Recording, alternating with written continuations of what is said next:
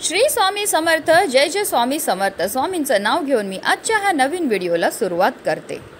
होळी हा रंगाचा सण दरवर्षी फाल्गुन महिन्यातील शुक्ल पक्षाच्या पौर्णिमेला साजरा केला जातो। होलिका दहन पौर्णिमेच्या रात्री केलं जातं आणि त्यानंतर धुलवड आणि पंचमी पर्यंत रंगाची होळी ही खेळली जाते। हा सण अधर्मावर धर्माचा विजय म्हणून साजरा केला जातो। पंचांगानुसार यावर्षी फाल्गुन महिन्याची पौर्णिमा 13 मार्च रोजी सकाळी 10:35 सुरू होईल, तर 14 मार्च रोजी दुपारी 12:23 समाप्त होईल आणि उदय तिथीनुसार 13 मार्चला होलिका दहन होणार आहे। 13 मार्च रोजी रात्री 11:26 पासून ते मध्यरात्री 12:30 होलिका दहनाचा शुभ मुहूर्त असेल। 13 मार्च रोजी रात्री उशिरा होलिका दहन झाल्यानंतर दुसऱ्या दिवशी म्हणजे 14 मार्च रोजी धुळवड खेळली जाईल।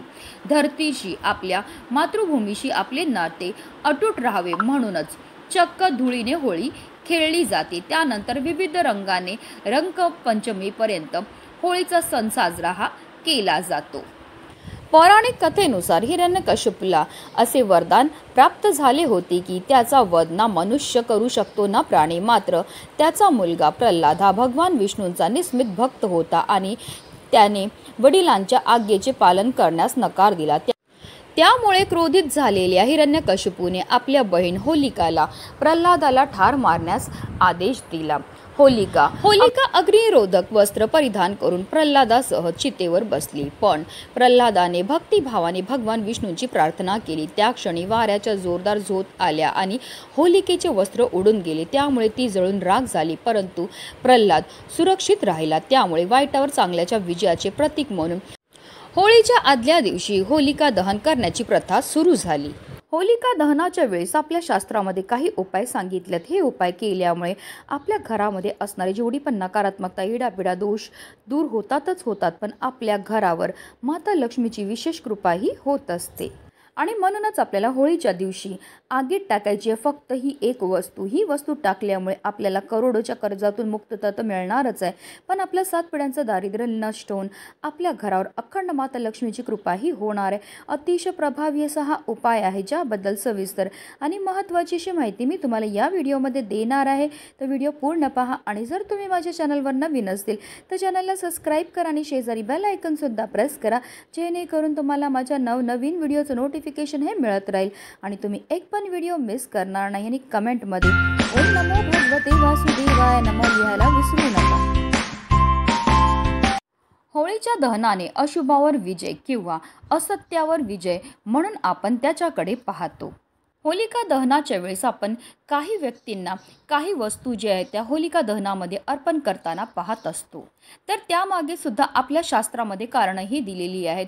जर आपण पेटत्या आगीमध्ये काही वस्तू अर्पण केल्या तर त्यामुळे आपल्या जीवनामध्ये असणारी जी संकट आहेत, दोष आहेत, आर्थिक समस्या आहे, त्यापासून आपल्याला मुक्तता मिळण्यामध्ये मदतही मिळत असते। अगदी तुमच्यापासून माझ्यापर्यंत प्रत्येकजण खूप मेहनत करतो, खूप कष्ट करतो, जेणेकरून आपल्या आयुष्यामध्ये सुख समृद्धी नांदेल। पण बऱ्याचदा काय होतं ना, आपल्या घरामध्ये काही दोष असतात किंवा आपल्यामध्ये काही दोष असतात, त्यामुळे सुद्धा आपल्याला कोणत्याही क्षेत्रामध्ये यश मिळत नाही। आपण मेहनत तर करतो, कष्ट तर करतो, पण आपल्या कष्टाला आपल्या नशिबाची साथही मिळत नाही। आपल्या घरी पैसा तरी येतो, पण आलेला पैसा टिकून राहत नाही आणि म्हणूनच आपल्याला हा उपाय जो आहे तो करायचा। हा उपाय केल्यामुळे आपल्या कष्टाला आपल्या नशिबाची साथ मिळेल, त्याचबरोबर जी अप्राप्त लक्ष्मी आहे ती आपल्याला प्राप्त होईल। आता हा उपाय आपल्याला कधी करायचा, तर आपल्याला हा उपाय होलिका दहन झाल्यानंतर करायचा। हा उपाय करताना आपल्याला एक विशेष काळजी घ्यायची की हा उपाय जो आहे तो आपल्याला गुपचूप करायचा। हा उपाय करताना आपल्याला कोणी रोखणार नाही, टोकणार नाही, की आपल्याला कोणाशीही बोलायचं नाही, की अगदी आपल्याला कोणाला सांगायचं सुद्धा नाही आहे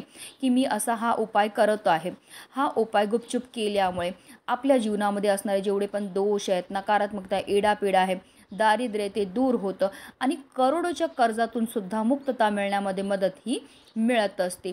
लक्ष्मी प्राप्ती करता, इच्छापूर्ती करता आणि कर्जमुक्ती करता सर्वात प्रभावी असा हा उपाय जो आहे तो मानला जातो। हा उपाय आपल्याला होलिका दहन झाल्यानंतर करायचा आहे। हा उपाय करता आपल्याला 1 रुपयाचं एक नाणं लागणार आहे, कारण पैशाला माता लक्ष्मीचं स्वरूप म्हटलं जातं। त्याचबरोबर आपल्याला एक नारळसुद्धा लागणार आहे, कारण नारळाला श्रीफळ असं सुद्धा म्हटलं जातं। नारळाला माता लक्ष्मीचं स्वरूपसुद्धा म्हटलं जातं। हा उपाय करायच्या सर्वप्रथम अगोदर आपल्याला होलिकाची पूजाही करायची आहे. तिला आपल्याला हळद, कुंकू, अक्षदा तसेच नैवेद्य अर्पण करून घ्यायचं आहे, जल अर्पण करून घ्यायचे. तिच्या भोवती आपल्याला 3 प्रदक्षिणा मारायच्या आणि त्यानंतर आपल्याला आपल्या घरी यायचं आहे. घरी आल्यानंतर आपल्याला ₹1 एक नाणं घ्यायचं. ते नाणं स्वच्छ धुवून आणि पुसून घ्यायचं. त्याचबरोबर आपल्याला एक नारळसुद्धा लागणार आहे. आता हा जो नारळ आपण घेणार आहे तो व्यवस्थित पाहून घ्यायचा आहे. तो नवीनच असायला हवा. अगोदर पूजेमध्ये वापरलेलं नारळ आपल्याला घेता येणार नाही. त्याचबरोबर ह्या नारळामध्ये पाणी असणंसुद्धा गरजेचं आहे. आता ₹1 नाणं आणि हा एक नारळ घेऊन आपल्याला आपल्या मुख्य प्रवेशद्वाराच्या बाहेर जाऊन उभं राहायचं आहे आणि त्यानंतर आपल्या मुख्य प्रवेशद्वारावरनं आपल्याला 7 वेळा हा नारळ जो आहे तो उतरवून टाकायचा. जेव्हा आपण हा नारळ उतरवणार आहे तेव्हा आपल्याला आपल्या मनामध्ये सकारात्मक अशी भावना असली पाहिजे की ह्या नारळाबरोबर माझ्या घरामध्ये असणारी जेवढी पण नकारात्मकता आहे, एडापिडा आहे, दोष आहे, दारिद्र्य आहे, तिला मी घरातनं बाहेर काढून टाकलेलं आहे, अशा रीतीने आपल्याला बोलायचं आहे. आणि एकदा आपल्या मुख्य प्रवेशद्वारानं हा नारळ उतरवला की त्यानंतर सरळ आपल्याला होलिका दहन जिथे केलेलं असेल तिथे जायचं आहे आणि हा नारळ जो आहे तो आपल्याला त्या होलिकामध्ये अर्पण करायचं आहे. हा उपाय करताना आपल्याला कोणाशीही बोलायचं नाही की आपल्याला कोणी रोखणार नाही, टोकणार नाही, ह्याची तुम्हाला आवर्जून काळजीही घ्यायची. एकदा नारळ तुम्ही होलिकामध्ये अर्पण केला की लगेचच तुम्हाला तुमच्या घरी यायचं. वाटेत कुठेही तुम्हाला थांबायचं नाही. घरी आल्यानंतर स्वच्छ हातपाय आपल्याला धुवून घ्यायचेत. अशा रीतीने आपल्याला हा उपाय जो आहे तो होळीच्या दिवशी करायचा. अत्यंत प्रभावी असा हा उपाय केल्यामुळे तुम्ही स्वतः अनुभव घेतील की तुमच्या जीवनामध्ये असणारी जी नकारात्मकता, एडापिडा आहे, दोष आहेत, दारिद्र्य आहे, ते दूर व्हायला लागलेलं आहे. तुमच्या घरामध्ये धन येण्याचे अनेक मार्ग हे मोकळे झालेले आहेत. लक्ष्मी प्राप्ती करता, इच्छापूर्ती करता, कर्जमुक्ती करता सर्वात प्रभावी असा हा उपाय आणि ही संधी आपल्याला फक्त आणि फक्त वर्षातून एकदाच मिळते. म्हणूनच व्हिडिओ जास्तीत जास्त लोकांपर्यंत शेअर करा जेणेकरून प्रत्येकाच्या आयुष्याचं कल्याण हो हीच मनामध्ये इच्छा. श्री स्वामी समर्थ. जय जय स्वामी समर्थ.